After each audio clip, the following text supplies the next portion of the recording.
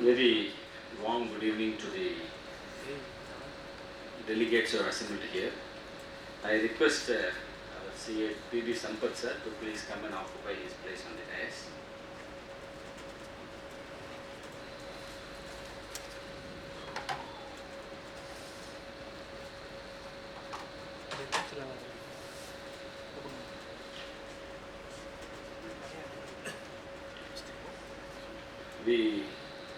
I request you to please rise for the motto.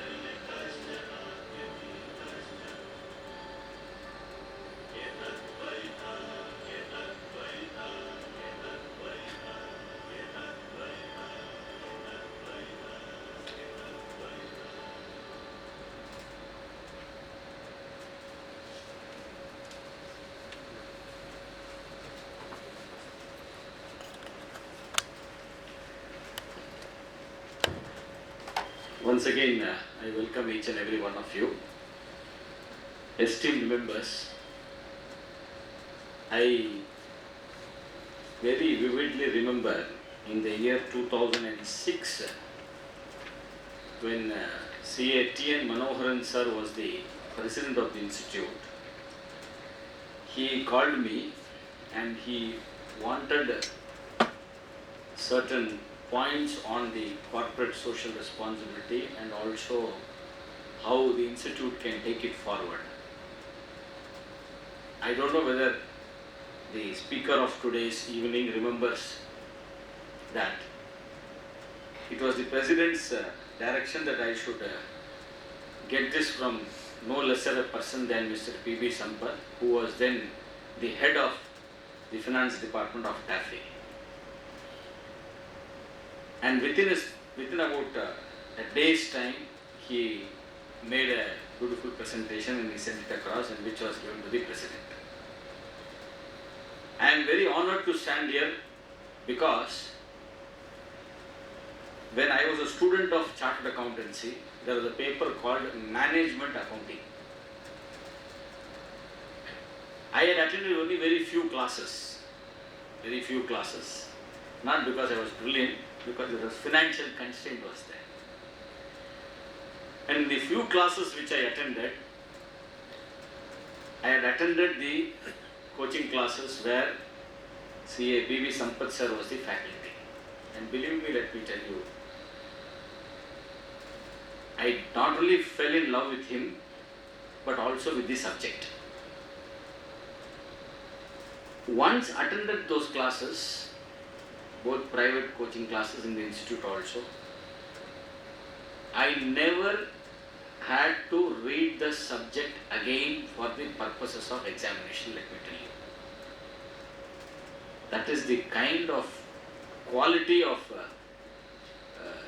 deliverance that Sampath sir had, an impact which created an impact on each and every student in those days. Luckily, I was sitting in the SARC because we have a conference on 23rd and 24th. And Giver told me that, sir, do you know Mr. P.B. Sampath? Because Giver has just come now from Delhi. He was just transferred last year. I said, yes, I know him, a very senior person. He is coming to the institute. And immediately I said, I will come. And I will at least have the pleasure of introducing him. Because as his student, I am proud, always proud to say that I am one of the students of C.A. P.B. Sampath sir. when you say that you are a student of this person, sometimes it adds value to you, to yourself. You add stature to yourself. So when I say I am the student of PBCA, PB Sampath, it adds stature to me. That is the kind of impact he has created and value addition he gives to his students. So I asked Giver, how many of the members are attending? He said, sir, 20 people. I said, wonderful. Because corporate social responsibility is such a subject that it cannot be delivered to a mass of 1,000 or 2,000 people. It has to be closely spoken to a delegate of some 10 or 20 people, and that is what we have here today. The profile of CAPV Sampath sir is given to me. It is one-page profile, but I think it is sir's humility that he has given one-page profile. He is far, far more than what it is written here. He has been the guiding force of one of the important corporates in the southern region, I can say, the Amalgamations Group. He is currently the director of the Amalgamations Group. Very in short, if we have to know him in the industry circles, they call him Tafe Sampath. That is how he is known as, Tafe Sampath. He is a chartered accountant, cost accountant and company secretary. Let me tell you that the subject of management accounting, which I just told, the way he used to teach was so nice, and the company where he is rendering his services even now as a director in the group, you must imagine how well and how benefited and how lucky they should be. And Sampath sir had also been involved in certain processes of the institute which I cannot tell from the dais. His contribution is enormous. I had the opportunity of working under him in one of the processes where he was guiding us, and people like him very rarely come out and speak on certain topics. And today we have a person like him seated here amongst us. It is not that he does not want to, but there are demands of time which prevents him from coming to the public platform and delivering lectures on the topic of his choice. Sir, we are honored today, really honored. In fact, I am personally delighted and honored that I am standing here on the same dais where you are going to deliver the lecture. It is not because I am a Central Council member of past chairman, but I proudly say I am your student. I am a person who learned the subject under your care and guidance. The way you used to start the class, dot on the time in the morning, and then leave for your office. In fact, there used to be a competition. Who will sit in the first row? People used to rush. I was one lucky person because I was a short man and very thin those days. I could run fast. So very fast we'll go and reserve the seat there. It was a bench. So we used to all sit like this and listen to sir. It's a proud moment for me that he is here with us and is going to speak on corporate social responsibility. Who else but he can speak on this, handling one of the largest of the industrial conglomerates of the country, the Amalgamations Group. It is my proud privilege to introduce him, and also on behalf of the institute, I take pleasure in presenting this memento to Sampath sir.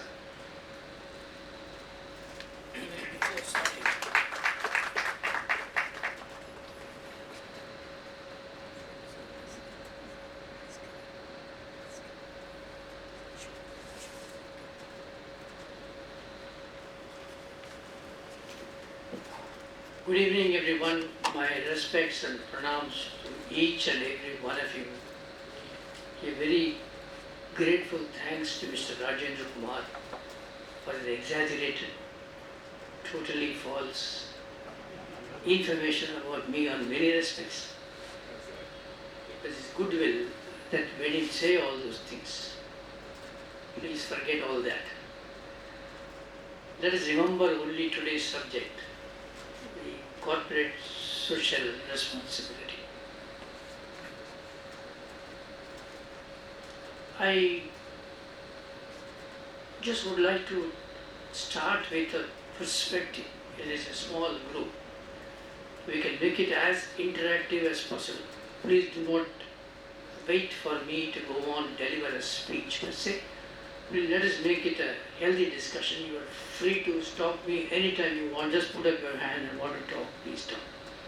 Including if you want to say bad words about me, you are welcome.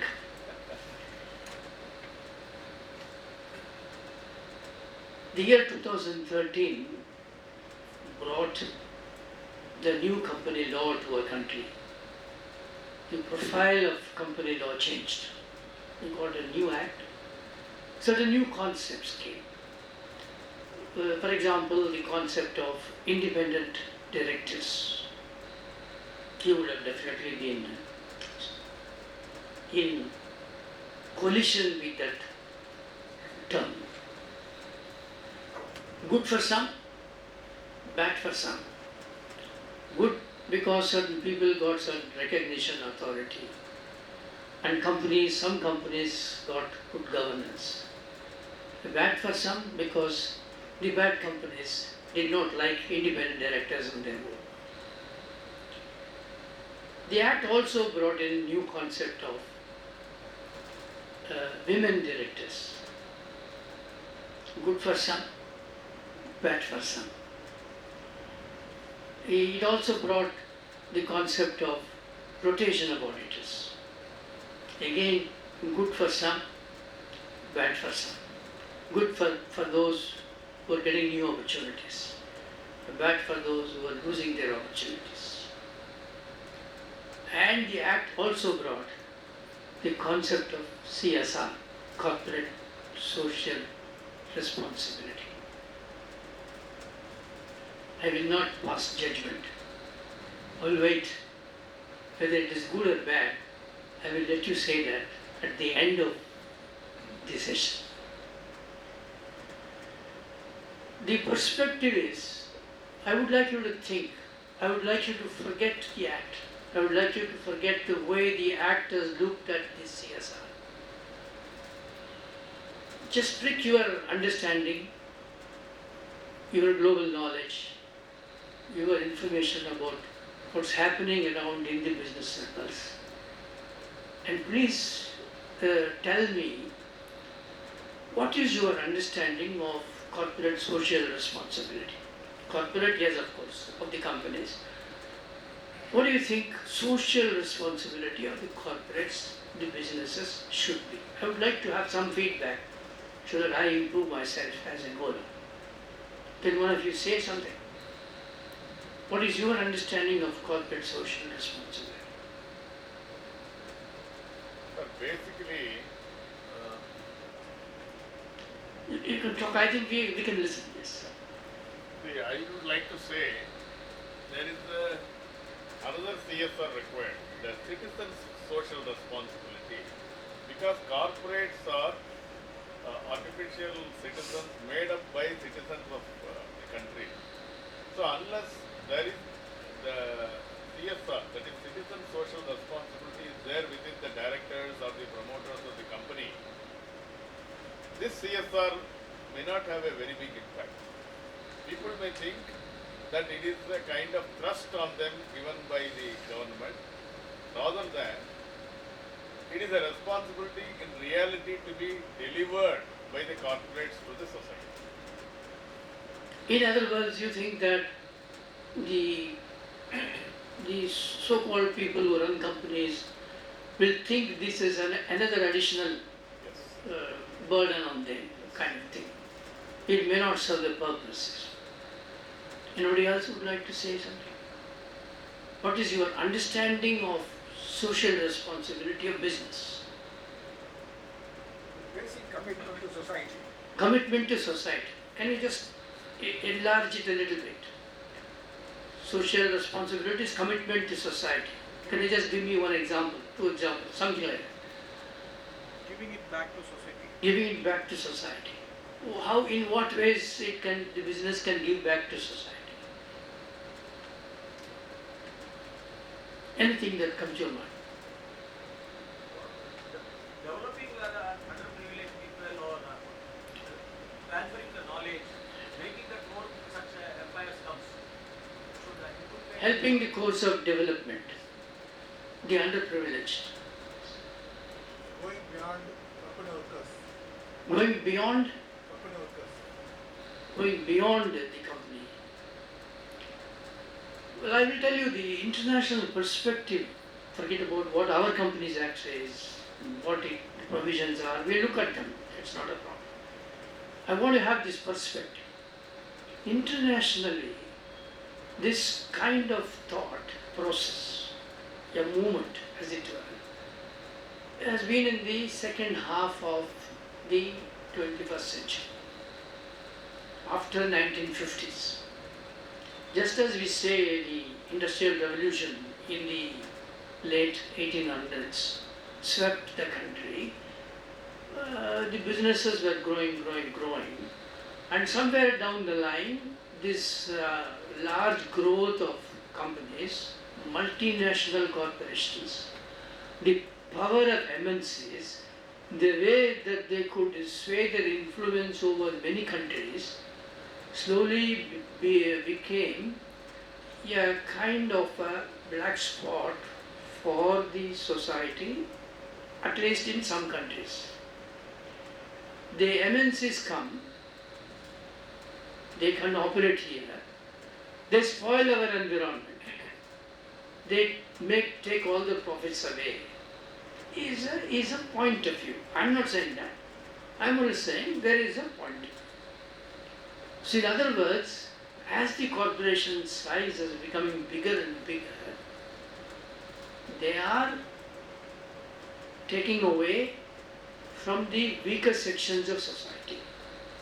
So a business that should leave back something for those people is one aspect. Protection of environment is another aspect. It is well known that, for example, what happened here in Tuticorin, near Tuticorin. They almost closed the company without going into the serious facts behind it, just because it caused pollution. It is hurtful to people. There was such a weight of public opinion that very little research was done and momentary decisions are taken. But given that there should be some truth in the fact that businesses do not sometimes care for environment. They do not protect rivers. They dump all the waste and this into the rivers, spoil the rivers. These are the kind of companies. So what we are coming to is, the perspective internationally is that businesses should protect the environment. They should not harm the environment. They should leave it in such a manner that in the long run, the environment is protected, the greenery is protected. So internationally, the perspective against business is social responsibility is ethical business.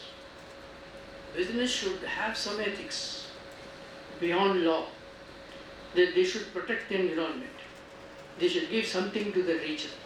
They should not take away natural resources. So the emphasis has been on protecting the environment.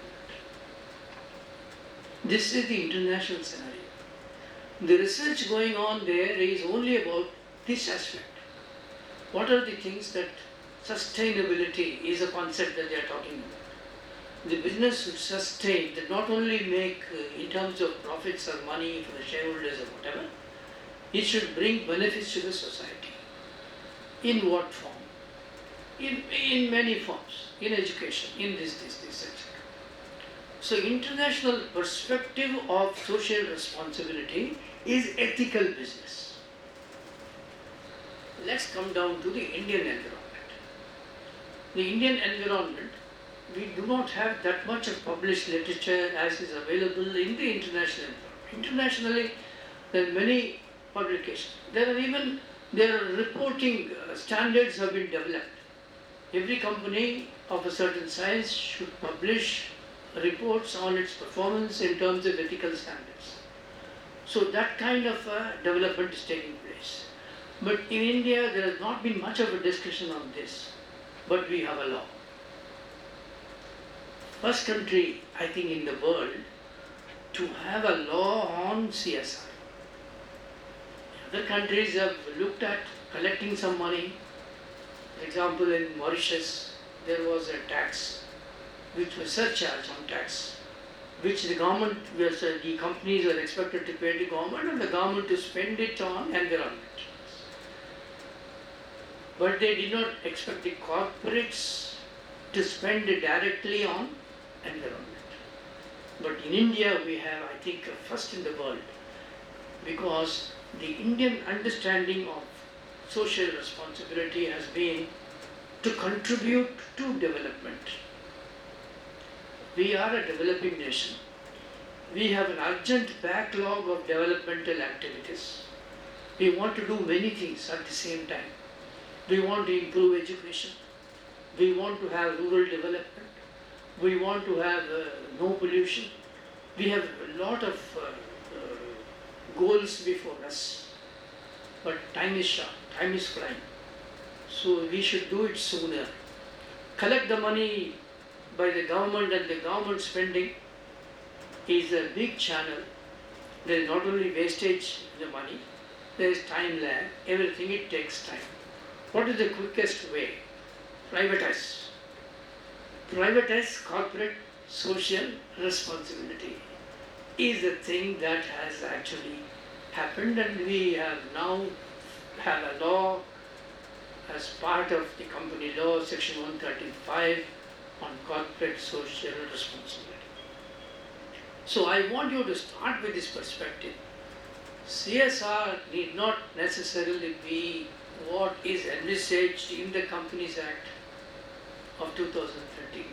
Yes, we need to learn it because we live in India, we do business in India, so we want to know what is there, that's okay.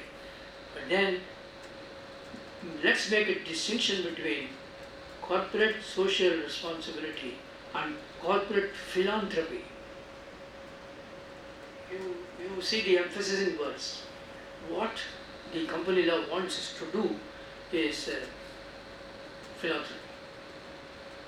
Now, let me take you through some of the important provisions of this one section. There is only one important section, section 135.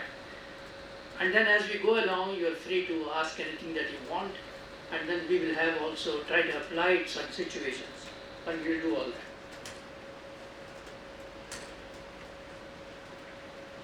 This is the perspective I was talking about, is ethics or philanthropy. Internationally, ethics. In India, it has become philanthropy. It is said for Chinese customers, a socially responsible company makes safe, high-quality products. For Germans, it provides secure employment. In South Africa, it makes a positive contribution to social needs such as healthcare and education. The view, perspective is different. In India, it's different. India would appear to the only mandatory CSR law in the world.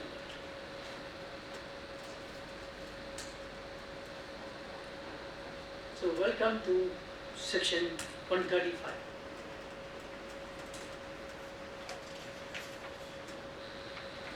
It's mandatory by every company having net worth of 500 crores or more,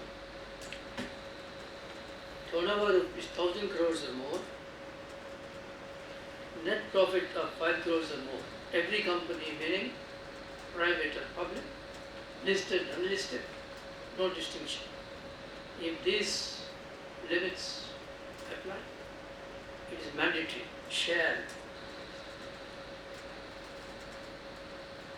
The board is to ensure that the company spends in every financial year at least 2% of the average net profits of 3 immediately preceding years.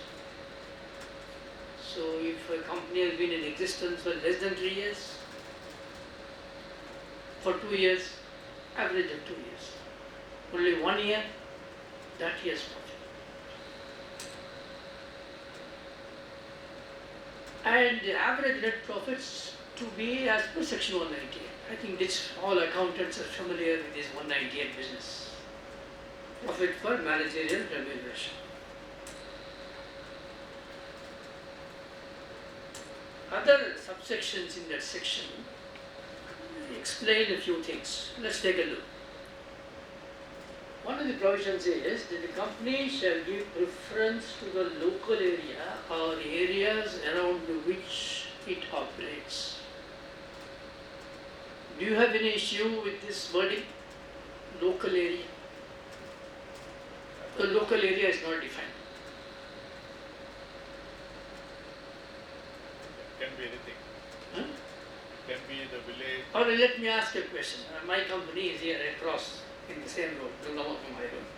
He is our head office. In Nungama, come here. What is our local area? No, Nungama, come. with respect to your factories or operational areas, we have to define those. We have factories, not one, More, many, 6 factories. across the country. From Chennai here, Madurai, Bangalore, Bhopal, Himachal Pradesh. We make tractors. Tractors are sold all over India. We have branches, we have dealerships. They're all area where it operates. So can I say therefore, our local area is India, the whole of the country? There is some lacuna here. If the company fails to spend, the board shall in its report specify the reasons for not spending the amount. Was the initial operation of the section, but it is under amendment. You might know, I will also tell you later what is the amendment is. Initially it was okay, we all said okay, nice, if we don't spend, we have to say why we have not spent. So we can always say, we didn't find a good project, so therefore we did not spend. Or something, we were cash trapped, so we didn't have cash, so therefore we did not spend. Some such reason could be given. All that was expected. But that position is changing for the bad. And there is a schedule to the Act, Schedule 7, which lists out the activities which come under the CSR category. So any project or CSR activity must be one which is identified with one of the activities in Schedule 7. There's no choice. We will just take a quick look. I'm only giving you the summary. The exact wordings are a little detailed there actually in the section. Eradicating hunger, poverty, malnutrition, promoting healthcare, sanitation, provision of safe drinking water. So as I said, this is philanthropy.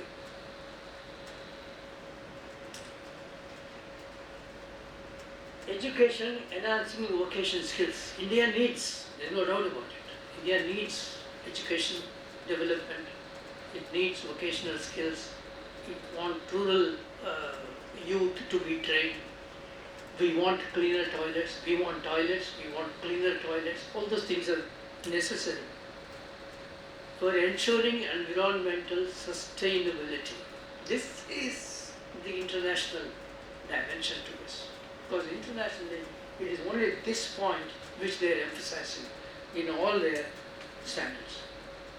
Protection of national heritage, art and culture.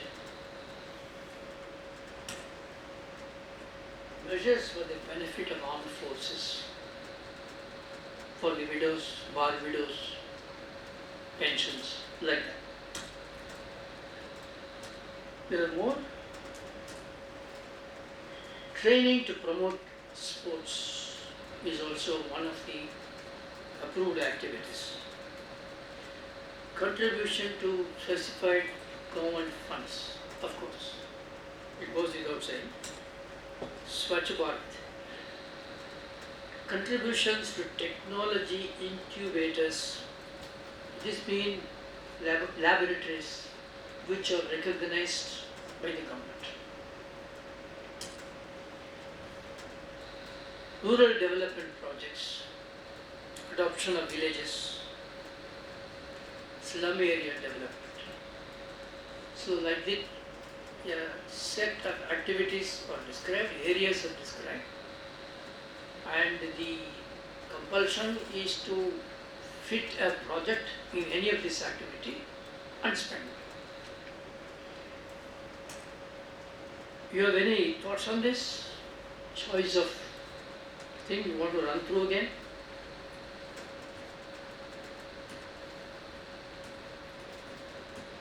So actually, I have a point here. Yes. You are mentioning about ethics and philosophy, no? In our Indian condition, according to me, it is very difficult to separate them because almost around 35 to 40% of the Indian population in the lower strata of the society, they do not have a square meal a day. And out of that, the children malnutrition is very high. So somehow or other, a kind of compulsion has to be brought into the system to serve that kind of a society. So automatically what is happening, You think the compulsion is justified? I don't want to say justified. I don't want to pass any judgment of that. It is but natural that it has to be done. Somebody has to take up the responsibility, and when you talk about social responsibility, corporates are more closer. As you rightly said, your own company, a tractor manufacturing company, it is closer to rural economy. So when you talk about rural economy, the entire 360 degrees activities will fall into the ambit of that activity. Let me make a point. You heard of the Tata Group? You heard of their philanthropic programs. More than 60-70% of the income arising from the Tata Group of companies, which otherwise should go to members of Tata families, go for charitable activities, education, and this. Since when? Not 2013. Since beginning, when Jansarji was there. Even the Birla Group have their own foundations. They spend a lot of money on profits. Maybe they are more religious. Their spending is on religious heritage. You have heard of Birla temples? If you go to Hyderabad, it is not called as Srinivasa's temple, Lord Srinivasa. It is Birla temple. Birla Mandir. Birla Mandir. So they take our own group, which I worked for, I had the privilege to work for so many years, the Simpson group of companies. They have been doing charitable activities. They are running a college, hospital, a school, Kalyana Mandapam, and doing many such activities without anybody knowing. We have a model agricultural farm near Mahabalipuram, dedicated for development of local agriculture. They try out new seeds of vegetables, farming methods, new equipments. They give training to agricultural college students. They train government officials in this. They do research. And any farmer is free to visit the farm on any day and have his doubts clarified from 3 or 4 scientists in the city. And very recently it has also introduced a website which is very, very friendly, useful to farmers. It tells them about diseases or pests for the crops, what kind of pesticides must be used, what kind of fertilizer is used. Supposing a farmer comes across a kind of a pest in his field, he can log on and find out what is that pest is about, what is the counter that he should do. Free. spending this like this for last 30 years. No benefits. They have been doing this, no mandate. So therefore it becomes a very relevant question, should there be compulsion? No, but I will put this question again. Out of the corporates identified, how many of them are like Tata's or Tafe or something? Maybe around 10% of them or 20% of them. So rest of the 80% should have a kind of compulsion either through an act or for some kind of references. We will hold this for the time being. No problem. We will more intelligently discuss this towards the end of the session. Yeah, on the activities per se, it is important to note that if a company wants to do a CSR activity to statutorily satisfy the 2% spending, it must be under one of these heads.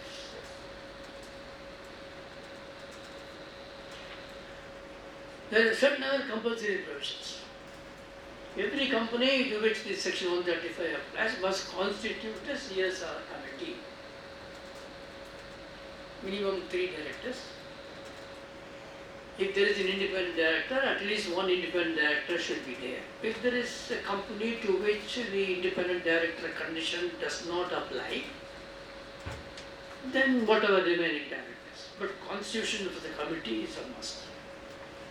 That committee is to formulate and recommend a CSR policy for the company.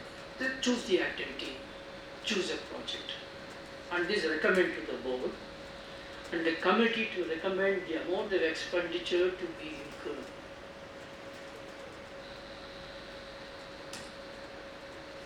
Board to take into account recommendations, approve policy, and disclose the policy. Disclosure of the policy is a must. The company has a website. Put it in the website or put it in the notice board. Make efforts at disclosure. And in the annual report, there is a format specified. In the rules framed under this section, there is a format for the report. It's the questionnaire, filling up. It requires the amount profits, the amount to be spent, how much is spent on each project, etc. Reasons for not spending. The questionnaire is very self-explanatory, but that is a must. The rules framed under the section, under the Act, also must be read together with the section. Activities in the normal course of business do not come under CSR. That's understandable, isn't it? So we take a project that we will make tractors work very well. That is not CSR, because that's our job. Profit from overseas branch need not be included in the profits for CSR requirement. 2% of the profits. In calculation of those profits. If you get profits from a foreign branch, can you link it up? Because the activity must be local area. So the profit must be made from the local area. So therefore this provision. Dividend from other companies complying with section 2. Supposing you get dividends from another public company which also has a CSR requirement. So that dividend need not be included for computation of profits. This is important. How to carry out the activity? So carrying out an activity requires certain inputs. It requires people, it requires resources, materials, etc. Isn't it? You say that you will spend on education a project in a particular village, then you need people to do all that. So these resources can be mobilized and the activity can be carried out either with the company directly or through an institution, a charity or a trust or a society, something for that purpose, or even collaborate with other companies. So companies in a group can collaborate and carry on the activity.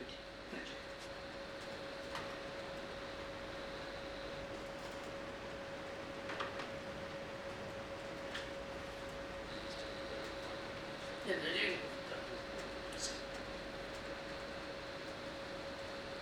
so there is some flexibility out there. So if every company need not.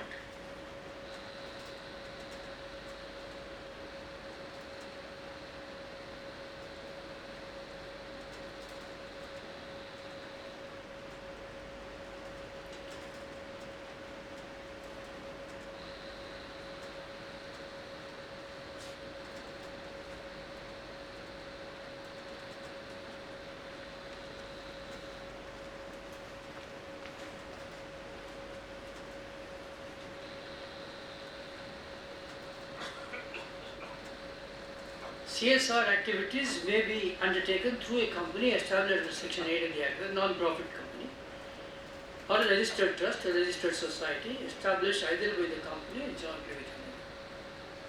Supposing you are the advisor to a big group, what will be your recommendation? Do it directly or through a trust? This. Preferably a trust. Why? Because of the kind of establishment and other facilities available, that will be an easy way of doing it. See, if you have your own employees, you have a department, a CSR department, you employ a dozen people. Their job is to carry out some identified project, 1, 2, 3, 4 projects, whatever. It's good.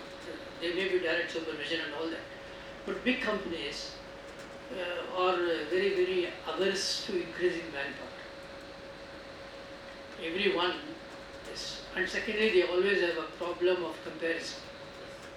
You can't pay the same amount of benefits to a person who is in the front end, marketing or production, delivering something very important, and also to your service personnel who is traveling from every day to a village to teach some local children something. So you can group them if it is a separate entity. That's one thing.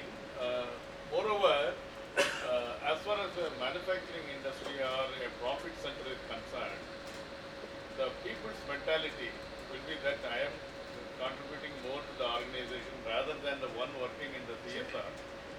So it will be creating some kind of a conflict among the people. More employees, more problems. There is no doubt about it. And very difficult to... I wish one day the government makes a law, corporate human responsibility, because that's the most difficult resource to handle in a company. Rather than that, do you have any tax reason for this? Because you're all experts. I'm speaking in the forum of chartered accountants. Expenditure on CSR per se is not allowable under Section 37. It is not business expenditure. It's compulsory expenditure. But it is not for the purpose of business, earning your business profits. So under 37 you don't get. But you get deduction under other sections of the Act. Supposing it is 80G deduction, you can get 35 deduction for research, you can get. So we follow, we have specifically thought about it. So we have some trusts which have been doing this. We had the lucky advantage of we were doing this social responsibility even before it became law.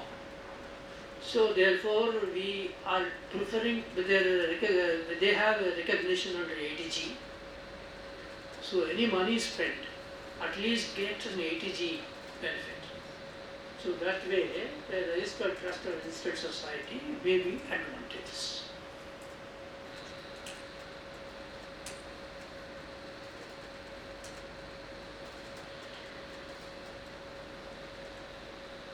Supposing the company's size is not very large, so directly engaging in this kind of activity may be a little establishment problem for them, so they can collaborate with other companies as far as the reporting can be done separately. CSR activities undertaken in India will only qualify. If you want to do something outside of India, it will not. CSR activities that benefit only employees and their families do not qualify. Supposing we run a hospital for employees' families, we run a center. For it is employees alone, it will not qualify because it will not be social welfare, it will be employee welfare. But it must benefit the larger public. Contributions to political parties do not qualify.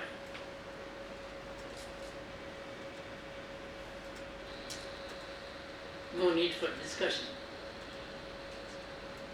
Surplus arising from CSR projects shall not form part of the business profit of the company. Supposing in year one, you do an activity, set up a facility. For example, we have done it. We are running a center in Rajasthan, a former research center, just as the one I was explaining to you here in Chennai. We run a model farm in agricultural farm in Rajasthan also, in the state. Local area, because we sell a lot of tractors in Rajasthan, we have a factory also in Rajasthan. There from that field, as the activities are there is some crop. They grow some oranges. There is some income coming. So the income coming from that farm should not get into the business income because that asset itself is out of a CSR creation. So the income coming therefrom should be kept aside. Is the condition.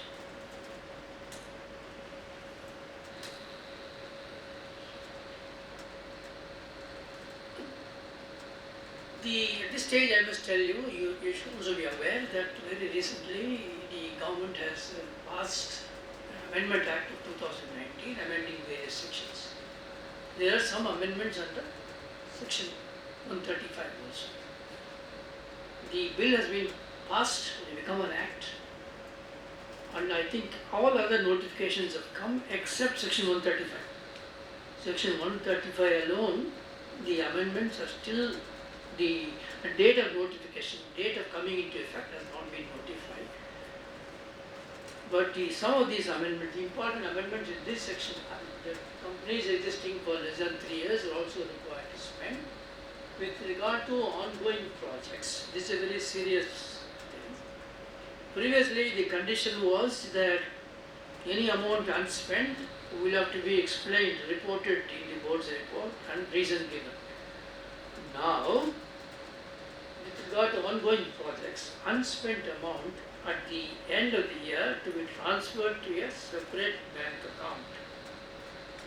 So you started a project, you allocated, your budget was say 5 crores, you have spent only 3 crores by the end of the year, the project is continuing, it cannot end in 1 year. So the remaining 2 crores must be deposited in a bank account to be used within the next 3 years. If not, then it goes to government. And still more severe, if you have not identified and allocated the amount to any project, then at the end of the year itself it goes to the. So the compulsion is getting tighter and tighter. Previously we said we have to spend. If you don't spend, you have got to explain. Now, if you don't spend, give it to us. Indirect taxation. This is where the crunch comes. penalty for contravention. Till now, there was no penalty. Now, for the company, the penalty is fine with 50,000 can go up to 25 lakhs. For officer in default, directors, secretary, the KMPs, all. Fine rupees 50,000 to rupees 5 lakhs. And imprisonment up to 3 years.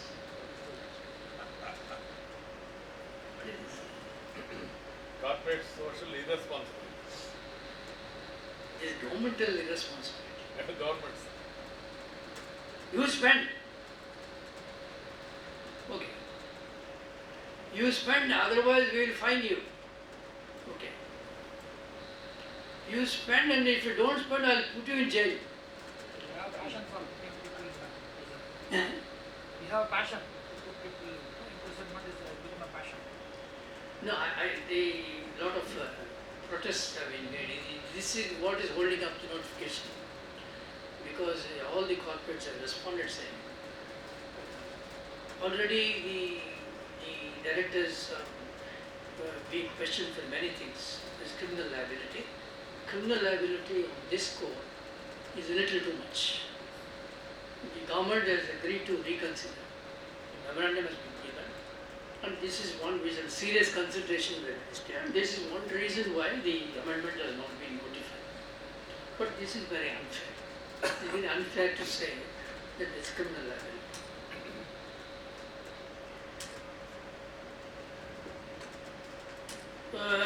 Good disclosure of the financial statements, as I don't have to tell you all accountants like you that the form of the balance sheet, profit and loss statement, instructions of preparation.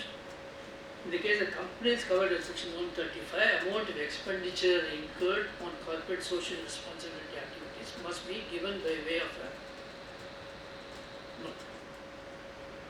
note to the profit and loss statement. Now I want to, at this stage, pass. Is there anything that you would like me to cover? Tell me. Yes. You spoke about tractors, you know. Yeah. The tractors are given free to the farmers. If it is given, are you asking whether we are giving free? Your company is No, we are not giving free. Yes, Let me make it clear. assuming that But there are certain causes for which we may give free. For example, the prisons department here, they run a scheme for the prisoners for them to work on agriculture in this. So they made a request and we gave tractors free. We have done that in Madurai, we have done it here in Chennai. Sometimes there are village development schemes which are taken by select societies to this. And they write saying we are in need of this. We donate. Donation in kind of a tractor, not very frequent, but it does happen. that comes as an exception to the business activities clause. No, in that case, whatever that we give free, its cost can be considered as CSR expenditure.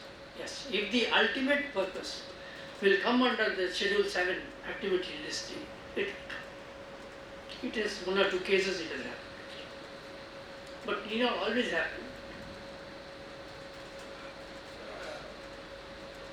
Animal feeding and animal protection, Sorry, you have to Animal speak. protection, animal cruelty, animal feeding, Ah, like cow feeding, ah, protecting cow from the slaughterhouses, keeping in the nothing covered. yes, rural development, I think it can fit in. It can fit in.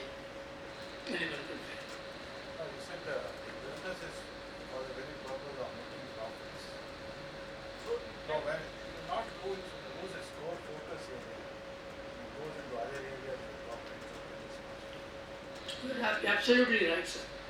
That is where the element of compulsion is somewhat not accepted. It can, I think it takes the focus away from the main business, is what you are saying. Ultimately, we make one. The philosophy behind it is, that's why I started with the perspectives. That internationally, social responsibility means ethics in business, ethical business, not deprive the environment, protect the environment. All those things you do. You don't spread diseases. You don't do this, pollute the rivers. For that kind of a responsibility is what is seen as corporate social responsibility in international sectors. But India has specifically chosen a model where they interpreted the social responsibility as what I said, equivalent to philanthropy. And that is the responsibility of the government. Correct. It's the responsibility of the government. Is there anybody else who would like to counter that? The answer to him is corporates are building, they're constructing buildings on the recent Poratam South India Pura. That is the answer for him. Corporates are building in project activities. You take the lakes for other buildings. What he is referring to is a corporate will deliberately do things against law, illegal things, spend on corporate social responsibility on the other side. It is not fair.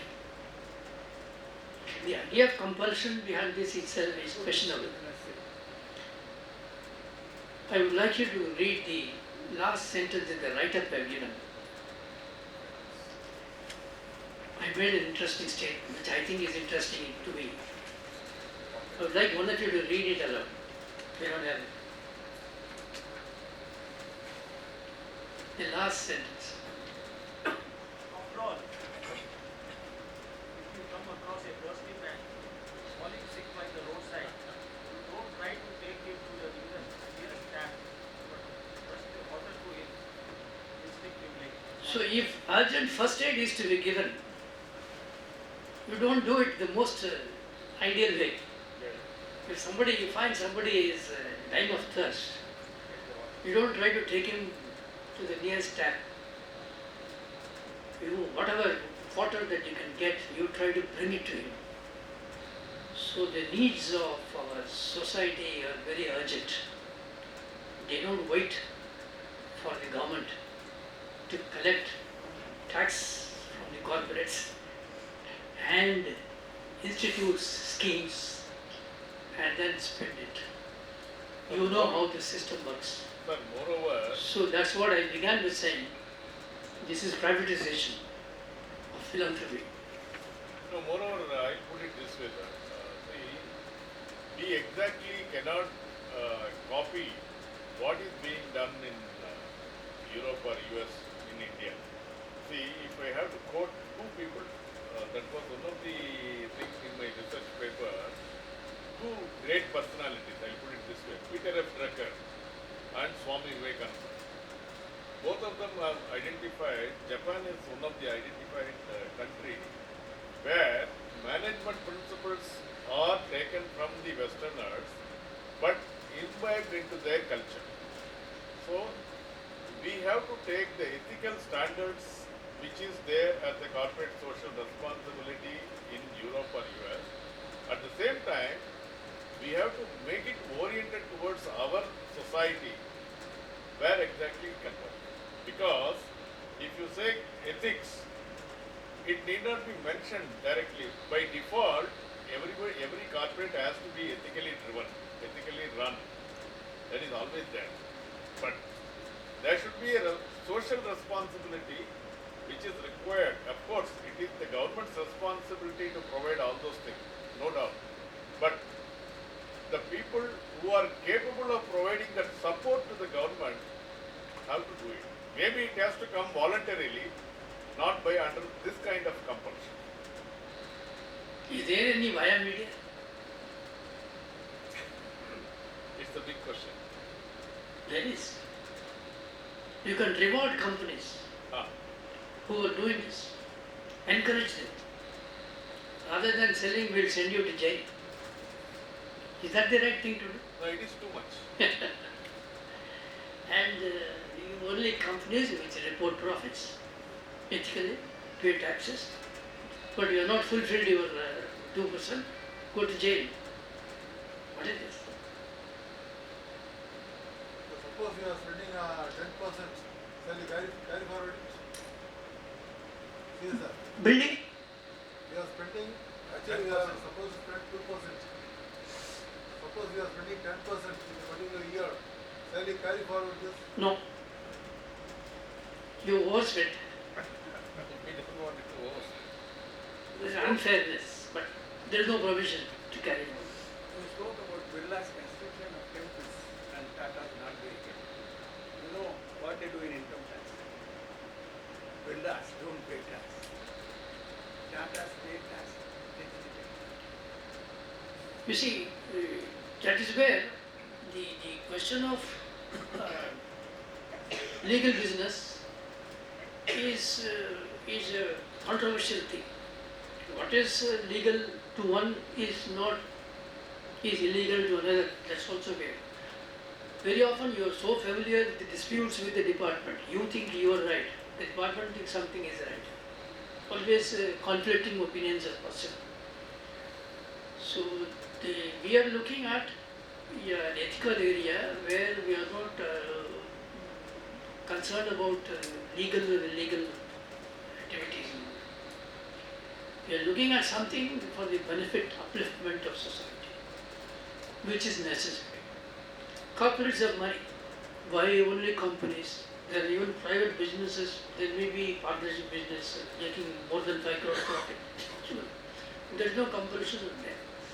But this is a channel which they can easily legislate and do something. Well, you cannot be totally critical of that because considering the status or the conditions prevailing in our country, governmental inefficiencies, people's don't care attitude, that people who go and dump waste in this into the river, spoil river water sources. So many things are happening and there is plenty of scope for improvement. And if some good-minded people who are, think well, think rightly, helpful, if they could spend, let them spend. That's the idea. That's the idea. But somewhere along the line, bureaucracy takes it a little over enthusiastically and says we will send you to jail if you don't do it. Otherwise, I think there is a case. Yes. But they could have adopted the reward mechanism rather than this mechanism, is what. Now, whether we have understood the provisions correctly, so I thought we would have a quiz. Comes under which head and the small term? Which one, sir? Particular item comes under which head? The P&L. No, there is no head in the P&L. It's only you have to give a note, additional information. In that you will find this 135 spent also. Extra information to be given. So I thought I will just engage your mind a little bit and ask you a quiz.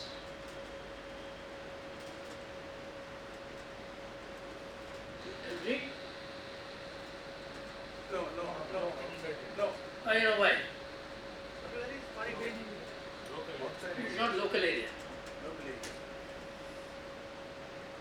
Okay? That's okay. But supposing the flood emanates and engenders from the Indian source and falls into the Bangladesh, can you legally question? Yes, because the source is here, the end is there. What will it do? That may qualify for CSR. We will not allow water to flow out of our country. We need it very badly. T Limited has obligation to spend under CSR. It is proposing to buy a plot of land, erect a building nearby for housing a public library and maintain it. Will this qualify as a CSR expenditure?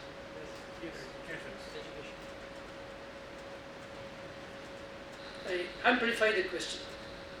If he buys the plot of land, paying more than the value Adopted by authorities. then it's wants to evade tax. So you are talking about illegal CSR expenditure. Illegal source giving rise to CSR. No, don't imagine things which are not there. But the plot of land belongs to whom? They want to buy from somebody else. They went there. You're proposing to buy a plot of land. They are going to give it to some other institution, fine. It's what you are on. They may not give it. They want to erect a building, but the land and building will be there. They will maintain the building in this, will maintain the library in that building. So the company should not buy from The direct point is, it's capital expenditure. That's a capitalist one. It's a capital expenditure. So can capital expenditure be a CSR? Yes, Is the indirect question. yes sir. Why not? Even TAFE has a model form. Even your TAFE has a model form which is land. So as it qualifies, this will also qualify. But that land is used for other purposes also, totally. And it has been there since 1966 or so. We didn't buy it now. Now we recently bought land in Rajasthan. We did buy. And then we started a center for like farmers. It's a farmers benefit center. They get a lot of facilities there. That we don't charge them 1 rupee. There is no revenue. It's purely intended for whether he uses a tractor or not. Any farmer can walk in and avail of the facilities. We have bought that land. We have put up a small building there also. And then the question arose whether it can be capital expenditure. There is no bar. Section 135 does not say the expenditure must be revenue expenditure. Let me tell you, only accountants are worried about capital and revenue. Nobody else is worried. For them, it is cash in or cash out. We spent 10 crores. Okay, 10 crores can the management afford to spend? Is a question. How you classify is accountant's headache. It is not. So it can be capital expenditure. But in the scheduled fixed assets, you must show this as a CSR asset. You must identify and show it as a CSR asset. And the depreciation thereon cannot be business expenditure. Because it is identified as CSR, it becomes a different stream. And you need to disclose this. But the company should not buy from a director or a auditor. That's a different question. It has nothing to do with CSR. The capital asset will be held in the name of the company. The asset schedule should indicate that they are CSR assets. Depreciation will not be business expenditure. But if you want to transfer it to another entity, like a non-profit entity, that's very clear. In this case, the entire thing can be expenditure, CSR expenditure. It is only when the company wants to retain the ownership also this question. But in principle, I want you to note this. There is no distinction between capital and equity.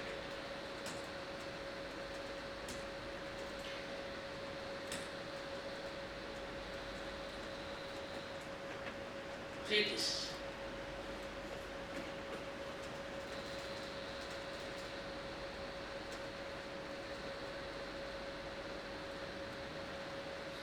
What does an Uber app do? It enables you to engage a vehicle. So that tractors are also vehicles. They need to be hired. All the farmers cannot afford to buy tractors on their own. So in a village, normally in a typical village, there may be about 10 tractors. 10 rich people, farmers, they own tractors. And the lesser farmers will rent tractors from them. Invariably, that is the model that is, in other words, renting tractors is sizable business in India. So it is very important that you get it in a timely manner, because when it is raining, the water is available, we want to plow, we want a tractor. That means we want it at short notice. So like you are standing at the institute gate and you want to book Uber urgently.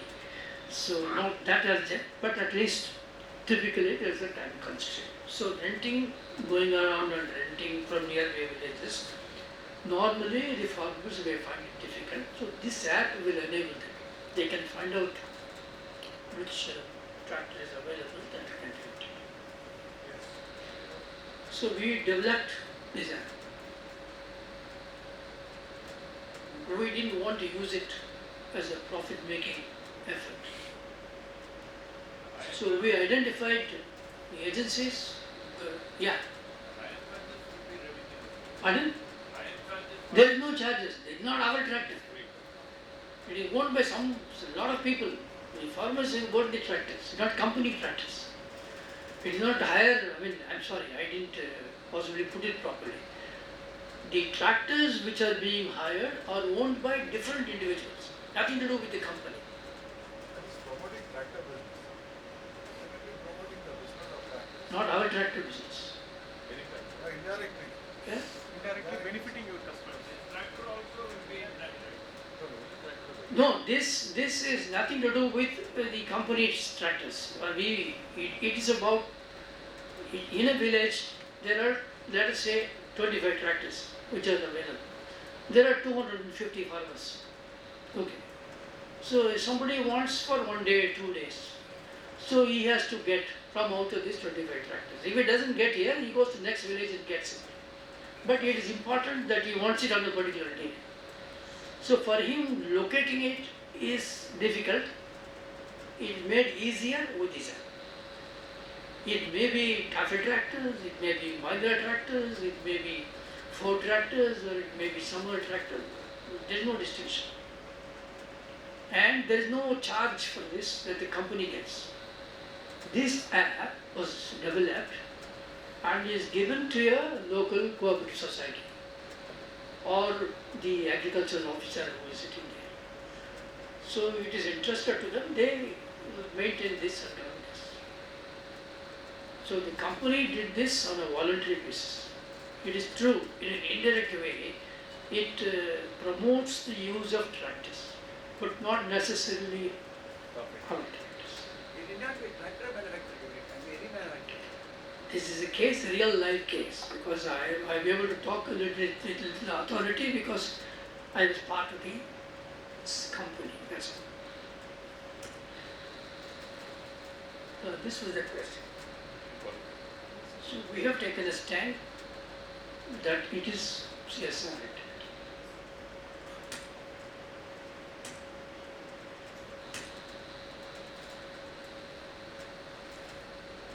Active alert.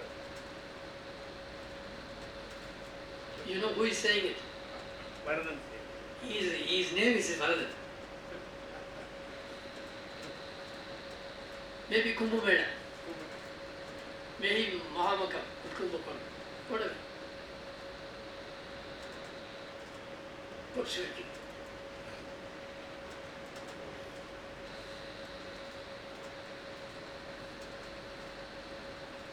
What is the question?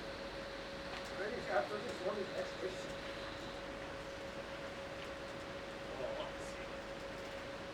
Sorry. Yes. Yes. It is easy for us. It is easy. Yes. Will it become CSR? Yes. Religious. But it reduces the needs of the Religious activity does not find a place in Schedule 7. It is not religious activity. food and drinking water. Food and drinking water. No, eradicating hunger is not for it's a charitable actually. No, but this is not for poor, right?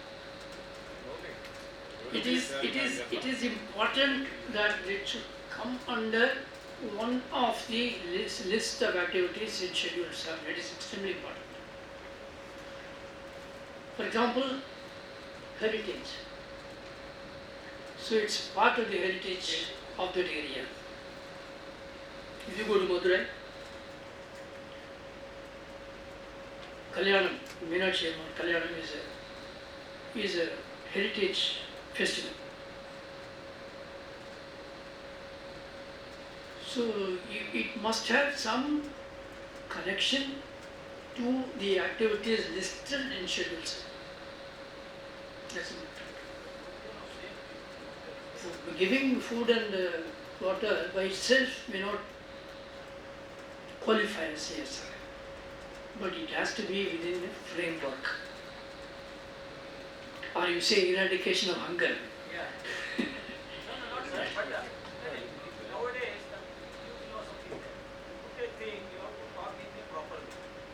You have to put the subject in a hitting hard and saying that the tax for the development of the nation, that is also good. And this has a scale and a size. If it is worth it here, it can be CSR.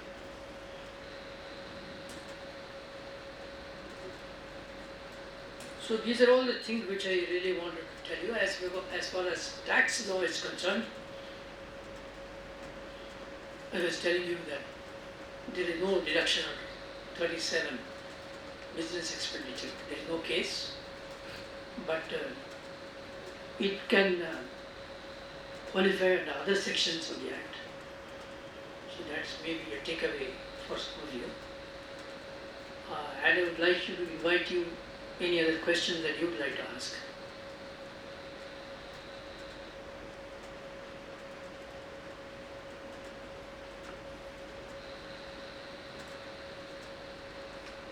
So once the 2% is not spent, again you have to keep it in the bank account, escrow account. That is as Yeah, escrow account. escrow account. And whatever the interest you get, that also will be part of the income.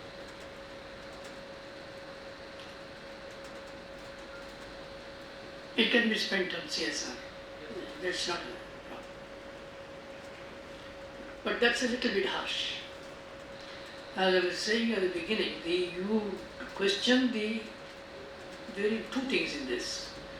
One is, does business responsibility, social responsibility, does it need to spend for poverty eradication or elimination of hunger? Should you take it to that level? Or else you should look at it at the international level where you say it is ethical business. Business in a manner that doesn't damage humanity. It doesn't damage the universe. It doesn't pollute the environment. That is the level at which it should be kept. And the reporting, the sustainability is a very big concept in the international accounting environment. Sustainable reporting has become a big issue. Some of you have not read. I would like you to go to the net and then try to see. You will get a lot of information. They are about reporting on many things about the business. They report on the profits, the sales profits and all that. They are looking at all other social dimensions of reporting in this. And some of them have compelled such a reporting on organizations. Only reporting, not spending. But whereas we are not worried about reporting, we are worried about spending. Compulsorily they should spend. So that is the compulsion. And the line dividing social responsibility and philanthropy is thin. I think we should not ask companies to spend money on these projects. We should encourage them to spend. We should reward them, possibly. Give them like certificates at least. Like you give good taxpayer certificate from the next compound. So you can give them good CSR companies certificates. I mean, they could have gone a little softer and not introduce, criminal liabilities. Yes, sir. Is there any outcome measures? What is the outcome of the spending? The Act came in 2013 and possibly in 2014 it got notified. So 2014 was the first year in which some activity took on actually in this regards, spending by companies and all that. So initially there was a lot of struggle, understanding, identifying, spending and this. But within 1 or 2 years there's some kind of understanding came and then companies, good companies, started spending, reporting and all that. Suddenly the government got anxious about the whole thing and then said, they collected information from all the companies, they sent out questionnaires, compulsory demand from the register of companies, asking what is your record, It is there in the annual reports, which are filed. They could have easily compiled, but they didn't do it. They compelled all the companies to give the information. They collected the information, and then they have started asking questions, why have you not spent? And somewhere somebody said that maybe some politician said something and then accused the department that you're not following up. So they appointed a committee, internal committee headed by one MCA official, Injeti Srinivas. And that committee gave this recommendation that the act should be amended, unspent money should be made over to government, and then if companies do not comply, it should criminal liability. It is the only way that department thinks. So it took this kind of a sad turn. Industry associations are given representations. Recently, I think 3-4 days back, there was a report in the Indian Express. The government is considering their representations and they may relax. Yes. 2% of average net profit immediately preceding. Sir, I am not hearing. 2% of the average net profit during the 3 immediately preceding financial years. Say one of the years there is a loss. Can we average out? When you average out it, That we have to average. just the way.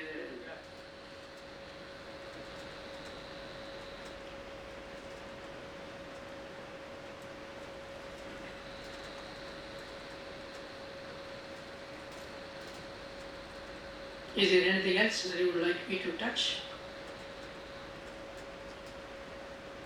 Because this is a one-off thing, CSR.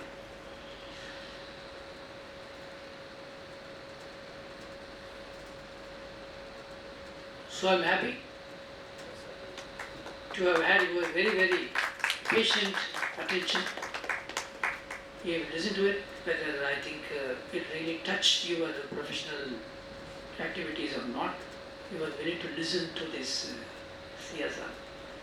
I mean, I have a different footing because I am there in the industry doing something. So I am interested in these provisions in this. It's very nice to have an audience like you. Thank you very much. Thank you.